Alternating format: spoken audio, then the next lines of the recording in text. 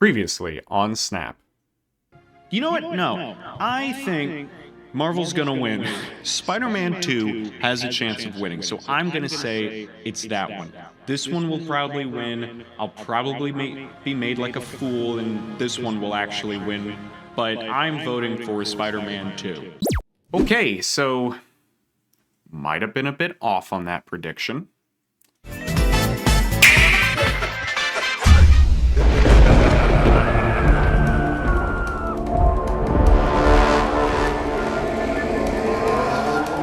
"2024 has been a year of some fantastic games, like a Dragon, Animal Well, Helldivers 2.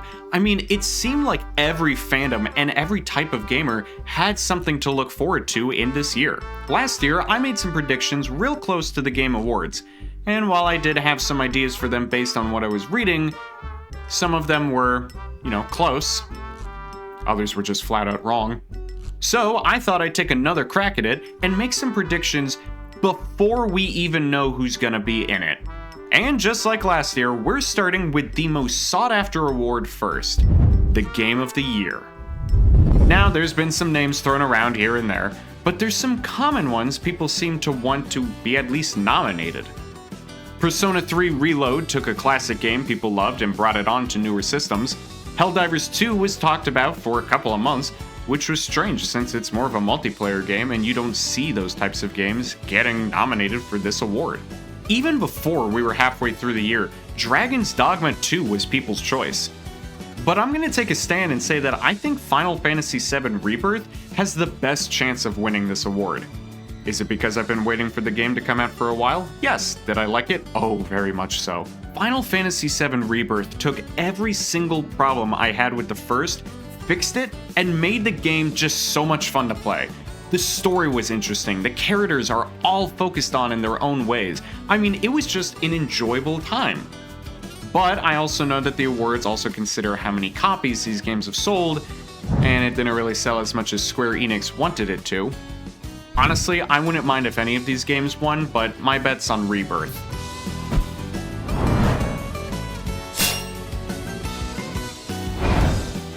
Next up, I'm gonna say Astrobot has the best chance for Best Family Game. Honestly, there haven't been many family games out there outside of Nintendo that I can think of.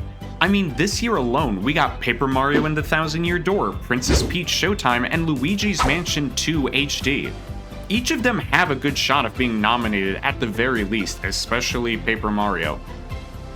Which I know will have some people frustrated because I'm not saying that it'll win this award. And look, Paper Mario is a good game. I enjoy it. It looks cute, and it's been a classic for years. It's also been out way longer than Astrobot has. But when you look at Astrobot, it's clear that this is a game meant for everyone who loves PlayStation, or just platforming in general. There isn't any deep story or complex controls. It's just a joyful game that's meant to entertain and make you happy. And if that's not what a family game is, then I don't know what is.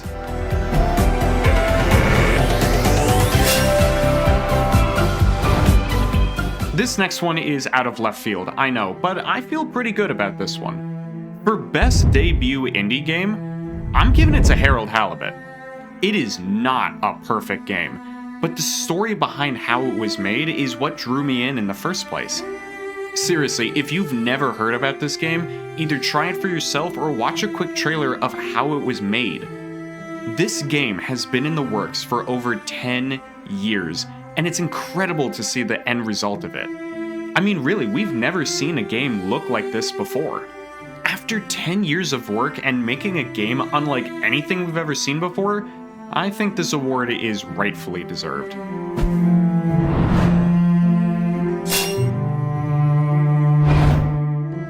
Now, the last prediction I want to make here is for the best adaptation. Oh boy. There's been a couple this year, and while some of them have made us think video game adaptations are back, others haven't. There's Fallout from Amazon Prime, but there's also Halo from Paramount. Knuckles also came out and was met with some notice, but not enough to justify it being here. It didn't really add anything we didn't already know from the other Sonic games or films. Personally, I'm thinking it's Fallout.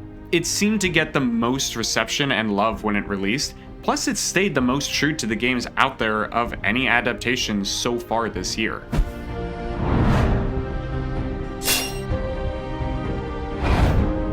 Now, those are just some of my predictions for the Game Awards. For all I know, they're nowhere close to being right. I'm even sure a couple on my list won't show up for even a single award once the nominees are announced. I'm just hoping this year's Game Awards are more than just commercials.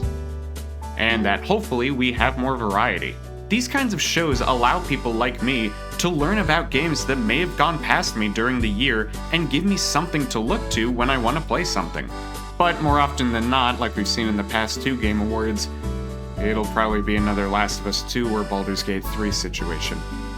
Now, that's just what my predictions are, but what about you? What's your prediction for the Game of the Year, or any other award for this show? Let me know in the comments. Anyway guys, thank you for watching, and remember to chase the chaos.